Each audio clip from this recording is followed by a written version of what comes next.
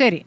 Shri M Prakashan, ഇപ്പോൾ കരിവള്ളൂർ രക്തസാക്ഷി ദിനാചരണത്തിന് സമാപനം കുറിച്ചുകൊണ്ട് എം.വി. ഗോവിന്ദൻ നടത്തിയ പ്രസംഗം, ജനോപകാരപ്രദമായി നിരവധി ക്ഷേമ പദ്ധതികൾ നടപ്പാക്കിയിട്ടും ഇടതുമുന്നണിക്ക് അപ്രതീക്ഷിതമായ പരാജയം ഉണ്ടായി എന്നത് സത്യമാണ്. കൊല്ലം കോർപ്പറേഷനും കോഴിക്കോട് ജില്ലാ പഞ്ചായത്തിലും ഉണ്ടായ പരാജയം അപ്രതീക്ഷിതമാണ്. കേരളത്തിൽ ജമാഅത്തെ ഇസ്ലാമിയുമായി കൂട്ടുകൂടിയാണ് കോൺഗ്രസും ലീഗും വിജയിച്ചത്. എങ്കിലും പരാജയത്തെ ഗൗരവമായി കാണും. സംഘടനാപരമായി എന്തെങ്കിലും വീഴ്ചയുണ്ടായിട്ടുണ്ടോ എന്ന് പരിശോധിക്കുന്നുകൂടി ഇന്നലെ എത്തുമ്പോഴേക്കും പറയുകയാണ്. അപ്പോൾ സംഘടനാപരമായി വീഴ്ച സംഭവിച്ചു എന്ന വിലയിരുത്തലേക്ക് നിങ്ങൾ എത്തിയെന്നാണോ? ഈ പറയുന്ന ജമാഅത്തെ ഇസ്ലാമി കോൺഗ്രസ് ലീഗ് കൂട്ടുകെട്ട് എന്ന് പറയുമ്പോൾ തുലോം തുച്ഛമായ ജമാഅത്തെ ഇസ്ലാമിയാണോ ഇവിടെ UDF-നെ വിജയിപ്പിച്ചത്? ഇതിൽ നിങ്ങൾ ചോദിച്ച ചോദ്യത്തിന് ഉത്തരം പറയുന്നതിന് മുമ്പ് ഇവിടെ വ്യക്തമാക്കപ്പെട്ട ചില കാര്യങ്ങളിൽ നിലപാടുകൾ പറയേണ്ടതുണ്ട്. ഇപ്പോൾ ഭയങ്കരമായിട്ട് UDF മുന്നേറിയെങ്കിൽ പിന്നെ വിശാലമായ പ്ലാറ്റ്ഫോമിനെ സംബന്ധിച്ച് അവർ സംസാരിക്കേണ്ട കാര്യം എന്താ? അവരിപ്പോൾ തന്നെ ശക്തമാണെങ്കിൽ പിന്നെ വിശാലമായ പ്ലാറ്റ്ഫോമിൻ്റെ പ്രശ്നമില്ലല്ലോ. നിങ്ങൾ വാ എന്ന് പറയേണ്ട കാര്യം എന്താ? അപ്പോൾ സംഗതി വളരെ വ്യക്തമാണ്. പിന്നെ 2010 ഇല്ല, ഞങ്ങളുടെ കൂടെ ഉള്ളവരില്ലെന്ന് പറഞ്ഞു. ഞാൻ ചോദിക്കട്ടെ, 2010 ജമാഅത്തെ ഇസ്ലാമി നിങ്ങളുടെ കൂടെയുണ്ടോ? SDP നിങ്ങളുടെ കൂടെയുണ്ടോ? വെൽഫെയർ പാർട്ടി നിങ്ങളുടെ കൂടെയുണ്ടോ? ഇത്തവണ അതെല്ലാം ചേർന്നിട്ടാണ് മത്സരം എന്നുള്ളത് ആർക്കും അറിയാതിരിക്കുന്നത്. 2010 എപ്പോഴെങ്കിലും BJP-കാരൻ്റെ വോട്ട് നിങ്ങൾ തേടി. ഇപ്പോൾ ഇവിടെ പറഞ്ഞല്ലോ BJP-കാരൻ്റെ വോട്ടിനെ സംബന്ധിച്ച് നിങ്ങളിവിടെ പറഞ്ഞല്ലോ. ഇപ്പോൾ ഞാൻ ചോദിക്കട്ടെ, ഇടുക്കി ജില്ലയിൽ 245 വാർഡിൽ BJP സ്ഥാനാർത്ഥി ഇല്ല. അതിൽ 219 വാർഡിലും ജയിച്ചത് UDF ആണ്. അത് വെറുതെ വന്നിരിക്കുന്നതാണോ? 50 ഗ്രാമപഞ്ചായത്തിൽ 185 വാർഡിൽ BJP-ക്ക് സ്ഥാനാർത്ഥി ഇല്ല. 169 ജയിച്ചിരിക്കുന്നത് UDF ആണ്. വെറുതെയാണോ? നിങ്ങൾ ഇപ്പോൾ ഏറ്റുമാനൂരിൽ ഞാൻ സീറ്റുകൾ തന്നെ എനിക്ക് പറയാൻ വേണ്ടി കഴിയും. UDF ജയിച്ചിട്ടുള്ള മിക്കവാറും കോട്ടയത്ത് പരിശോധിച്ചാൽ മിക്കവാറും സീറ്റുകൾ BJP-ക്ക് 16-17 വോട്ടാണ് കിട്ടിയിരിക്കുന്നത്. ഇപ്പോൾ ഉദാഹരണത്തിന് ഏറ്റുമാനൂരിൽ 35-36 വാർഡ്, അതുപോലെ തന്നെ 26-ാം വാർഡ് അവിടെ BJP-യുടെ വോട്ട് എത്രയാ? 14-12 അല്ലേ? അടൂർ നിയമസഭ നോക്കുക, 11, 19, 20, 21, 24, 28 BJP-ക്ക് സ്ഥാനാർത്ഥിയില്ലല്ലോ. അവിടെ നഗരസഭയിൽ 1, 3, 11, 12, 14, 15, 27 BJP-ക്ക് സ്ഥാനാർത്ഥിയുണ്ടോ? അപ്പോൾ വളരെ വ്യക്തമായ നിലയ്ക്ക് BJP-യുടെ വോട്ട് കോൺഗ്രസിനും കോൺഗ്രസിന്റെ വോട്ട് BJP-ക്ക് നൽകിയതിന്റെ ഒരുപാട് ഉദാഹരണങ്ങൾ നിരവധി ജില്ലകളിൽ പുറത്തു വന്നുകൊണ്ടിരിക്കുകയാണല്ലോ.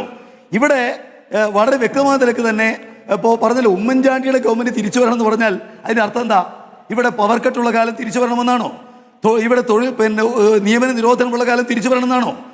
പെൻഷൻ 1.5 കൊല്ലക്കാലം കുടിശ്ശികൾ കാണാത്ത തലമുറ ഈ തദ്ദേശ തെരഞ്ഞെടുപ്പിൽ നിങ്ങൾക്കൊപ്പം ഉണ്ടായില്ലല്ലോ. ഇതിനു മുമ്പ് ഇത് കേട്ടതാണല്ലോ. എന്താണ് പവർ കട്ട് എന്നറിയാത്ത തലമുറ? ആ തലമുറ വോട്ട് ചെയ്തപ്പോഴും ഇപ്പോൾ നിങ്ങൾക്ക് അത് വിജയിക്കാനായില്ലല്ലോ തദ്ദേശ തെരഞ്ഞെടുപ്പിൽ. അതിന് മുമ്പ് ഈ പ്രതികരണം കണ്ടിരുന്നു. അതാണ് ഞാൻ ചോദിച്ചത്. ഞാൻ ആദ്യം പറഞ്ഞത് രാഷ്ട്രീയമായിട്ട് നിങ്ങൾക്ക് ദഹിക്കാത്തതുകൊണ്ട് നിങ്ങൾ ഓർമ്മിക്കാതിരിക്കുന്നതാണ്.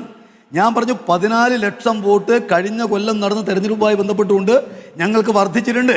ഇപ്പോൾ കൊല്ലത്തെക്കുറിച്ച് നിങ്ങൾ പറഞ്ഞല്ലോ. കൊല്ലത്തിപ്പോഴും 8 അസംബ്ലി സീറ്റുകൾ ഞങ്ങളാ മുന്നിൽ. നേരത്തെ 2024 19 സീറ്റ് ഉണ്ടായിരുന്നു, ഞങ്ങൾ 64 സീറ്റിലേക്ക് മുന്നേറി. 6% വോട്ട് കൂടി. അതെന്താ പിന്നോട്ട് പോക്കാണോ? ഞങ്ങൾ ഉണ്ടായ പരാജയത്തെ ഒരു കാരണവശാലും കാണാതിരിക്കുന്നില്ല. CPM കണ്ണൂർ ജില്ലാ കമ്മിറ്റി യോഗത്തിലുണ്ടായ ഒരു വിശകലനത്തിൻ്റെതായി പുറത്തു വന്ന പത്രവാർത്തയാണ് ഞാൻ വായിക്കാൻ പോകുന്നത്. പാർട്ടിക്ക് ലഭിക്കേണ്ട ചെറിയൊരു വിഭാഗം വോട്ടുകൾ BJP-യിലേക്ക് പോയിട്ടുണ്ട്. മതന്യൂനപക്ഷങ്ങളുടെ വോട്ടുകൾ ഒരു പരിധിവരെ UDF-ലേക്ക് പോയിട്ടുണ്ട്. കണ്ണൂർ കോർപ്പറേഷനിൽ ഇത് പ്രകടമാണ്. മയിൽ ഡിവിഷനിലെ തോൽവി അപ്രതീക്ഷിതമായി പോയി. ഡിവിഷൻ വിഭജനത്തിൽ വേണ്ടത്ര ജാഗ്രത പാലിച്ചില്ല. UDF കേന്ദ്രങ്ങൾ കൂട്ടിച്ചേർത്തതാണ് തിരിച്ചടിക്ക് കാരണം. നിയമസഭാ തെരഞ്ഞെടുപ്പിന്റെ പ്രവർത്തനം ആരംഭിക്കാനും സർക്കാരിന്റെ ഭരണനേട്ടങ്ങളും BJP-യുടെ ഭീഷണിയും ജനങ്ങളെ ബോധ്യപ്പെടുത്താനും യോഗം തീരുമാനിച്ചു. അപ്പോൾ ചെറിയൊരു വിഭാഗം പാർട്ടിക്ക് ലഭിക്കേണ്ട വോട്ടുകൾ BJP-യിലേക്ക് പോയിട്ടുണ്ട് എന്ന് പറഞ്ഞാൽ നിങ്ങൾക്ക് കിട്ടിയിരുന്ന വോട്ടുകൾ BJP-ക്ക് പോയി എന്നുള്ളതാണ്. അപ്പോൾ ഈ പറയുന്ന UDF BJP കൂട്ടുകെട്ട് എന്ന വിലയിരുത്തലല്ല ഉണ്ടാകുന്നത്. അല്ല, ഇതില് ഞാൻ മനസ്സിലാക്കുന്നത്, ഞാൻ CPM-ന്റെ സംസ്ഥാന കമ്മിറ്റി മെമ്പറാണ്.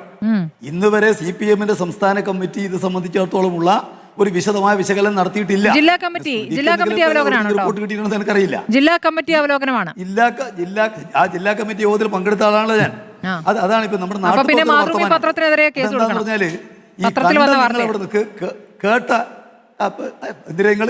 നിങ്ങൾ കേസ് കൊടുക്കണമെങ്കിൽ എല്ലാ ദിവസവും ഏഷ്യാനെറ്റ് നിങ്ങൾക്ക് ഞാൻ പറഞ്ഞത് നിങ്ങൾ ഓരോ ദിവസവും പത്രവാർത്തയിൽ വരുന്ന കാര്യങ്ങൾക്ക് കേസ് കൊടുക്കണമെങ്കിൽ എല്ലാ ദിവസവും മാതൃഭൂമി, മനോരമ, ഏഷ്യാനെറ്റ് ഇവക്കെതിരെ എല്ലാ ദിവസവും കേസ് കൊടുക്കേണ്ടി വരും. കാരണം നിങ്ങൾ ചെയ്തുകൊണ്ടിരിക്കുന്നത് ഞങ്ങൾക്കെതിരായിട്ട് എന്തെങ്കിലും കാര്യങ്ങൾ പടച്ചുണ്ടാക്കുകയല്ലേ ഓരോ ദിവസവും. എല്ലാ ദിവസവും കേസ് കൊടുക്കാത്തവർക്ക് നിങ്ങൾക്ക് അതിനല്ലേ നേരിടാവുള്ളൂ. അതിൻ്റെ ഒന്നും ആവശ്യമില്ല. ഇന്നും കേരളത്തിൽ ഏറ്റവും ഏറെ ജനമുദ്രയുള്ള പാർട്ടി ഞങ്ങളാണ് എന്നുള്ളത് കൃത്യമായിട്ട് ഞങ്ങൾക്കറിയാലോ. അതുകൊണ്ട് നിങ്ങളെ ബോധ്യപ്പെടുത്താനൊന്നും ഞങ്ങൾ ഉത്തരവാദിത്തമല്ല, ജനങ്ങളെ ബോധ്യപ്പെടുത്താൻ ഞങ്ങൾക്കറിയാം. ജനങ്ങൾ ഏറ്റവും ഏറെ ഞങ്ങളുടെ കൂടെയാണ് ഈ കേരളത്തിലുള്ളത് എന്നുള്ളത് ആർക്കും അറിയാത്തൊരു കാര്യമില്ല. പിന്നെ ഇവിടെ ഇപ്പോൾ നിങ്ങളിപ്പോൾ പിന്നെ ഉന്നയിച്ചിരിക്കുന്ന കാര്യം രാഷ്ട്രീയം എങ്ങനെ ഇപ്പോൾ ഞങ്ങളുടെ പാർട്ടി ഇത് സംബന്ധിച്ച നിലപാട് പാർട്ടി സെക്രട്ടറി പറഞ്ഞിട്ടുണ്ട്, ഞങ്ങളുടെ അഖിലേന്ത്യാ സെക്രട്ടറി പറഞ്ഞിട്ടുണ്ട്, അതുപോലെ കേരളത്തിലെ പാർട്ടിയുടെ ഏറ്റവും വലിയ നേതാവായിട്ട് സഖാവ് പിണറായി പറഞ്ഞിട്ടുണ്ട്.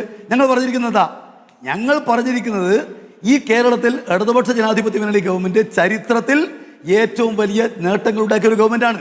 അത് വികസനത്തിന്റെ കാര്യത്തിലുണ്ട്, ജനക്ഷേമത്തിന്റെ കാര്യത്തിലുണ്ട്. എന്നാൽ അത് പൂർണ്ണമായും ജനങ്ങളെ ബോധ്യപ്പെടുത്തുന്നതിൽ നമുക്ക് പരാജയമുണ്ടായി.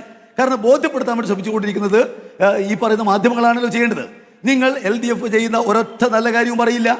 LDFന്റെ കൊച്ചു കൊച്ചു തെറ്റുകളുണ്ടെങ്കിൽ ആ തെറ്റുകളെല്ലാം പർവ്വതീകരിച്ച് പർവ്വസമാനാക്കും. UDFന്റെ തെറ്റുകളെല്ലാം തന്നെ ഇല്ലാതാക്കി കളയും. അപ്പോൾ നേട്ടങ്ങളെ സംബന്ധിച്ച് ജനങ്ങൾ ബോധ്യപ്പെടുന്നതിൽ പരാജയം ഉണ്ടായിട്ടുണ്ടോ പരിശോധിക്കും.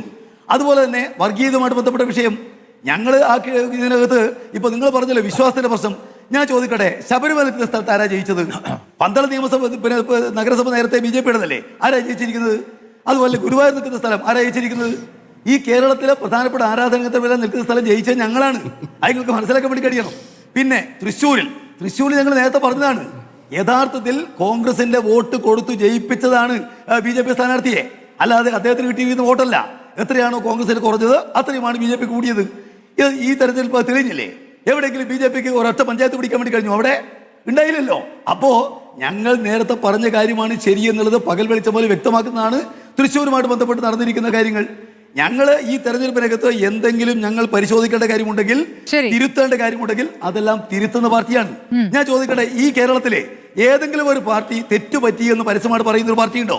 ഞങ്ങൾ അങ്ങനെയല്ല. ഞങ്ങൾ തെറ്റുപറ്റിയാൽ അത് ഏറ്റുപറയും, ജനങ്ങളോട് മാപ്പ് ചോദിക്കും, തിരുത്തും. കാരണം ഞങ്ങൾക്കറിയാം ജനങ്ങളാണ് യജമാനന്മാർ. ആരെക്കാളും ബുദ്ധിമുട്ടുള്ള പാർട്ടി ഇതുവരെ പറ്റിയ തെറ്റ് കേട്ടില്ല. ഭരണവിരുദ്ധ വികാരം എന്ന വാചകം പോലും ഉണ്ടായിട്ടില്ല. പാർട്ടി സംസ്ഥാന കമ്മിറ്റി ഭരണവിരുദ്ധ വികാരം ഉണ്ടായി നിങ്ങളോട് ആര് പറഞ്ഞു? കേരളത്തിന്റെ ചരിത്രത്തിലെ ഏറ്റവും മികച്ച ഗവൺമെന്റാണ് പിണറായി ഗവൺമെന്റ് എന്നതിൽ ഞങ്ങൾക്ക് അശേഷ സംശയമില്ല. അത് ബോധ്യപ്പെടുത്താൻ ജനങ്ങളെ പക്ഷേ ഇതുപോലെ ഉമ്മൻചാണ്ടി ഗവൺമെന്റുമായിട്ട് താരതമ്യം ചെയ്താൽ പിണറായി സർക്കാർ തന്നെയാണ് അല്ലേ? ഞങ്ങളെ കാര്യം നേരത്തെ പറഞ്ഞിട്ടുണ്ടല്ലോ, കുറച്ചു കാലമായിട്ട് പറഞ്ഞു കേൾക്കുന്നില്ല. സംശയമില്ലാതെ കേരളത്തിൽ വരാൻ പോകുന്ന യാഥാർത്ഥ്യമാണത്. തെരഞ്ഞെടുപ്പിന് ചിലപ്പോൾ എല്ലാ ദിവസവും ഇങ്ങനെ വിളിച്ചു പറയണോ? തെരഞ്ഞെടുപ്പ് വരുമ്പോഴല്ലേ പറയണ്ടു. ഞങ്ങൾക്ക് അത്തരം കാര്യങ്ങളൊന്നും ഒരാശങ്കയുമില്ല. നിങ്ങൾ കഴിഞ്ഞ തെരഞ്ഞെടുപ്പ് കാലത്ത് ഞങ്ങൾക്കെതിരെ ബിരിയാണി ചെമ്പിലെ സ്വർണ്ണത്തെക്കുറിച്ച്, അതുപോലെ തന്നെ പിന്നെ നമ്മുടെ ഈത്തപ്പഴത്തിലെ സ്വർണ്ണത്തെക്കുറിച്ച്, ഖുറാനകത്തിലെ സ്വർണ്ണത്തെക്കുറിച്ച്, കൈതോലപ്പായെ കുറിച്ച് എന്തെല്ലാം ചർച്ച കേരളത്തിന്റെ ശബരിമലയിലെ സ്വർണ്ണപ്പാളി മോഷണം പോയി എന്നുള്ളത്, സ്വർണ്ണപ്പാളി പോയി എന്നുള്ള കാര്യം പാർട്ടിയും സമ്മതിക്കുന്നുണ്ടല്ലോ അല്ലേ? സ്വർണ്ണപ്പാളിയെ സംബന്ധിച്ച് എല്ലാ സ്വർണ്ണപ്പാളിയുമായി ബന്ധപ്പെട്ട് ഏറ്റവും ഒടുവിലത്തെ വാർത്ത ശ്രദ്ധിച്ചില്ലേ? ശ്രദ്ധിച്ചോ? ഇടതുപക്ഷത്തിന്റെ ഭരണമുള്ള കാലത്ത് ആ ഭരണസമിതി ആ കാര്യങ്ങളിൽ ഒരു തീരുമാനം എടുത്തിട്ടില്ലെന്നും തീരുമാനം ഉദ്യോഗസ്ഥന്മാരെ എടുത്തതെന്നുള്ള റിപ്പോർട്ട് കൊടുത്തു എന്നുള്ള വാർത്തകൾ കാണാതെ പോയിട്ടുണ്ടോ? അതേത് വാർത്തയാണത്? കാണാതെ പോയിട്ടൊന്നുമില്ലല്ലോ. മനസ്സിലായില്ല. അതുകൊണ്ട് ആ കാര്യങ്ങളെല്ലാം കൃത്യം 2019 മുതലാണല്ലോ ഈ പാളി പൊളിച്ചു കൊണ്ടുപോകുന്ന പരിപാടി തുടങ്ങിയത്. ഞങ്ങൾ കോടതിക്ക് മുന്നിലുള്ള കാര്യങ്ങളാണ് ഞാൻ ചോദിച്ചത്. നിങ്ങൾ ഇപ്പോഴും പാർട്ടിയിൽ നിലനിർത്തുന്ന പത്തനംതിട്ട ജില്ലാ കമ്മിറ്റി അംഗം പരാജയത്തിനൊരു കാരണമായിരുന്നില്ലേ? പരാജയ ശേഷവും അദ്ദേഹം അവിടെ തുടരട്ടെ എന്ന തീരുമാനത്തിന് പിന്നിൽ എന്താണ് ഞാൻ പറഞ്ഞത്? ഞങ്ങളുടെ പാർട്ടി മറ്റൊരു പാർട്ടിക്കും ആവാത്ത രൂപത്തിൽ ആ വിഷയത്തിൽ നിലപാടത്തിലുണ്ട്. ഞങ്ങൾ പറഞ്ഞത് ഞങ്ങളിപ്പോ നമ്മുടെ സംസ്ഥാന ഗവൺമെന്റാണ് ഇവിടെ നിൽക്കുന്നത്. SIT ഉദ്യോഗസ്ഥന്മാരുടെ ഞങ്ങളുടെ ഗവൺമെന്റിന് കീഴിലുള്ള ഉദ്യോഗസ്ഥന്മാർ തന്നെയാണല്ലോ. പക്ഷേ ഒരു നിലക്കും അന്വേഷണത്തെ തെറ്റായ നിലക്ക് സ്വാധീനിക്കില്ല. അതിൽ ഉത്തരവാദപ്പെട്ട ആളുകൾ ആരായാലും അവർ രക്ഷിക്കുന്ന പ്രശ്നമില്ല. നിയമ നടപടികളും കോടതി നിങ്ങളല്ലല്ലോ കോടതി, അല്ല സ്മൃതി അല്ലല്ലോ കോടതി. ഹൈക്കോടതി ആ വിഷയത്തിൽ വിധി വരുമല്ലോ. വിധിക്കാണോ കാത്തിരുന്നത്? കോടതിയുടെ പരാമർശങ്ങൾ ഹൈക്കോടതി കഴിഞ്ഞ ദിവസം എന്താണ് പറഞ്ഞത്?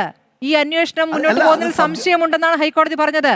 എന്തുകൊണ്ടാണ് ഈ ഡിസംബർ 5-ന് ശേഷം 12 ദിവസം അനങ്ങാതിരുന്നതെന്ന് ചോദിച്ചു കോടതി.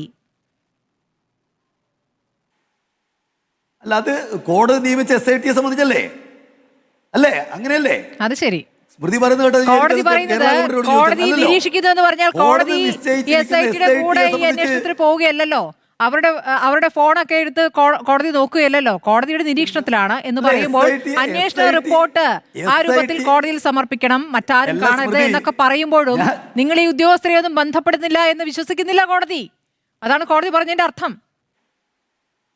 അല്ല, ഞാൻ ചോദിക്കട്ടെ, ഞാനിതിൽ പറഞ്ഞിരിക്കുന്നത് അത് LDF ഗവൺമെന്റിനെതിരെയുള്ള ഒരു വിഷയമായിട്ട് എങ്ങനെയാ സ്മൃതിക്ക് പറയാനാവുക എന്നാണ്. SITയെ തീരുമാനിച്ചത് കോടതിയാണ്. കോടതി SITയോട് അന്വേഷണം ശരിയല്ല, അല്ല അന്വേഷണം വേഗതയില്ല എന്ന് പറഞ്ഞാൽ തീർച്ചയായിട്ടും അത് അവർക്ക് പറയാൻ അധികാരമുണ്ട്, പറയണം. അതിനനുസരിച്ച് SIT മാറണം. അതിലിപ്പോൾ തർക്കം അതിലൊന്നും ഞങ്ങൾക്ക് ഇടപെടേണ്ട യാതൊരു കാര്യവുമില്ല.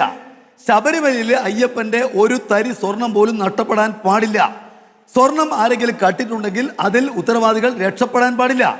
ഇത്ര വ്യക്തമായ നിലപാട് ഈ LDFന്റെ ഗവൺമെന്റ് സ്വീകരിച്ചപ്പോൾ ആ നിലപാടിൽ ശ്ലാഘിക്കണ്ടേ? ആ നിലപാട് അല്ലേ ഏറ്റവും ശരിയായ നിലപാട്? അതിനെയല്ലേ ശ്ലാഘിക്കേണ്ടത്? അല്ല, അങ്ങനെ കട്ടു എന്ന് പറയുന്നതിൽ സൂത്രധാരൻ എന്ന് പറയുന്ന ആൾ പാർട്ടിയിൽ ഇപ്പോഴും തുടരുന്നതിനെ എങ്ങനെയാണ് വിശദീകരിക്കുന്നത് ശ്രീ M പ്രകാശൻ? അതിൽ മാത്രം ഒരു വ്യക്തതയില്ലാത്ത എന്താണ്? അപ്പോൾ വേറെ ആരെങ്കിലും രക്ഷിക്കാൻ വേണ്ടി അദ്ദേഹത്തെ നിലനിർത്തുകയാണ് എന്ന സംശയം ആരെങ്കിലും ഒക്കെ ചോദിച്ചാൽ അത് നിഷേധിക്കാൻ പറ്റുമോ? നിങ്ങൾക്കാണ് വ്യക്തതയില്ലാത്തത്. SIT അന്വേഷണം പൂർത്തീകരിച്ചോ? ചാർജ് ഷീറ്റ് കൊടുത്തോ? റിപ്പോർട്ട് കൊടുത്തോ? അപ്പൊ ചില കാര്യങ്ങൾക്ക് ചാർജ് ഷീറ്റ് കൊടുത്ത് റിപ്പോർട്ട് കൊടുത്ത് കോടതി വിധി വന്ന ശേഷവും ചില കാര്യങ്ങൾക്കല്ലാതെയും ആണ് നിങ്ങൾ തീരുമാനമെടുക്കാൻ ആവശ്യപ്പെടുന്നത് അല്ലേ? നിങ്ങളുടെ കാര്യത്തിൽ വരുമ്പോൾ എല്ലാം കോടതി വിധിക്ക് ശേഷം മതി. അതേസമയം UDFനെ സംബന്ധിച്ചോ BJPയെ സംബന്ധിച്ചോ ആണെങ്കിൽ അങ്ങനെയല്ല. ഞങ്ങളുടെ അല്ലെന്ന് നിങ്ങൾ അത്തരം കാര്യങ്ങളിൽ ഒരാളെയും പുറത്താക്കേണ്ട മന്ത്രിയായിട്ടുള്ള ആളുകൾ അഴിമതി കുറ്റം വന്നിട്ട് ജയിലിൽ കിടന്നിട്ട് അവരെ ഗവൺമെന്റിൽ കൊണ്ടുവരുന്നതിൽ ഒരു പങ്കും UDFന് ഒരു പ്രയാസം ഉണ്ടായിട്ടില്ലല്ലോ. അത് ശിക്ഷിക്കപ്പെട്ടതിന് ശേഷം ഞങ്ങൾ അത്തരം നിലപാടൊന്നും സ്വീകരിക്കാറേയില്ല. ശരി, ഞങ്ങൾ അത്തരം കാര്യങ്ങളിൽ തികച്ചും ജനങ്ങളെ ബോധ്യപ്പെടുത്താവുന്ന നിലപാട് മാത്രമേ സ്വീകരിക്കാറുള്ളൂ. ഒരു കാരണവശാലും ഗവൺമെന്റ് ഇടപെടുന്ന വിഷയമില്ല. ശരി, അത് സ്മൃതിക്ക് ഞങ്ങളുടെ വിലയിരുത്തലിനെ കുറിച്ച് സ്മൃതിയുടെ നിലപാടുണ്ടാവും. ഞങ്ങൾക്ക് അത്തരം കാര്യങ്ങൾ ജനങ്ങളോട് പറയുന്നതിലൊന്നും ഒരു പ്രയാസമില്ല. അതിലൊന്നും ഒരു നിലക്കും അന്യായമായിട്ട് ഇടപെടുന്ന വിഷയമില്ല. അതിൽ കുറ്റവാളികൾ ഒരു കാരണവശാലും വിഷയമില്ല. എന്നാണോ പാർട്ടി കരുതുന്നത്? പത്മകുമാർ വലിയാടായി എന്നാണോ പാർട്ടി കരുതുന്നത്? സൂത്രധാരനാണ് എന്ന് അല്ല, സൂത്രധാരനാണ് എന്ന് കോടതി പറഞ്ഞോ? SIT പറഞ്ഞോ? SIT സ്വതന്ത്ര സംവിധാനമാണ്. SIT കൊടുത്ത റിപ്പോർട്ടിലാണല്ലോ ഉള്ളത്. ഞാനും വക്കീൽ ഭാഗം പഠിച്ച ഒരാളാണ്. സ്മൃതി പറ, അദ്ദേഹമാണ് സൂത്രധാരൻ. ആരെങ്കിലും ഇതുവരെ പറഞ്ഞോ? ഇത് കട്ടുകൊണ്ടുപോയിട്ടുണ്ട്, ആരെങ്കിലും പറഞ്ഞിട്ടുണ്ടോ? അല്ലല്ല, പിന്നെ എന്തിനാണ് ജയിലിൽ അടച്ചിരിക്കുന്നത്? നിരപരാധിയായ പത്മകുമാർ എന്തിനാണ് ജയിലിൽ കഴിയുന്നത് ജാമ്യം പോലും കിട്ടാതെ? അല്ല, നിലവിലുള്ള ഇന്ത്യയിലെ നിയമം സംബന്ധിച്ചിടത്തോളം നിങ്ങൾക്ക് യാതൊരു ധാരണ. ഇന്ത്യയുടെ നിയമം അവിടെ നിൽക്കട്ടെ ശ്രീ M പ്രകാശൻ. നിങ്ങൾ എന്ത് കരുതുന്നു എന്നുള്ളതാണ് ഞാൻ ചോദിച്ചത്. പാർട്ടി എന്ത് കരുതുന്നു? പത്മകുമാർ നിരപരാധി എന്നതാണോ പാർട്ടിയുടെ ബോധ്യം? പാർട്ടിക്ക് ചില ബോധ്യങ്ങളുണ്ടല്ലോ. പാർട്ടിയുടെ ബോധ്യം എന്താണ്? അങ്ങ് പറയൂ. പാർട്ടി അന്വേഷിച്ചിട്ടില്ലല്ലോ. പാർട്ടി അന്വേഷിച്ചിട്ടുണ്ടോ? പാർട്ടിയെ സംബന്ധിച്ചൊരു അന്വേഷണത്തിന് ഉത്തരവിട്ടിട്ടേ ഇല്ലെന്ന്. പാർട്ടിയുടെ മുമ്പിൽ അങ്ങനെ ഒരു ആക്ഷേപം വന്ന് പാർട്ടിക്ക് അത്തരം കാര്യങ്ങളെല്ലാം ചിലപ്പോൾ അന്വേഷിക്കേണ്ടി വരും. പക്ഷെ ഈ വിഷയത്തിനകത്ത് അത്തരം ഒരു അന്വേഷണം പാർട്ടി തീരുമാനിച്ചിട്ടേ ഇല്ല. പിന്നെ നിങ്ങൾ പാർട്ടി അന്വേഷിച്ചിട്ടുണ്ടോ, പാർട്ടിക്ക് ബോധ്യമുണ്ടോ ചോദിക്കുന്നത് എങ്ങനെയാ? അത് സംബന്ധിച്ച് നടക്കുന്ന ഒരു അന്വേഷണമുണ്ട്. അത് ഹൈക്കോടതി നേതൃത്വത്തിൽ നടക്കുന്ന ഒരു അന്വേഷണമാണ്. നടക്കട്ടെ. ആ നടന്നിട്ട് അതിന്റെ ഭാഗമായിട്ടുള്ള കാര്യങ്ങൾ വരട്ടെ. അത് വന്നു കഴിഞ്ഞാൽ ഒരു കാരണവശാലും കുറ്റവാളികളെ രക്ഷിക്കാൻ CPM ഉണ്ടാവില്ല. ശരി, സമയമുണ്ട്, ഇഷ്ടംപോലെ സമയമുണ്ട്. 3 മാസം അല്ലാതെ വേറെ എന്ത് നിലപാടാ? ശരി ശരി.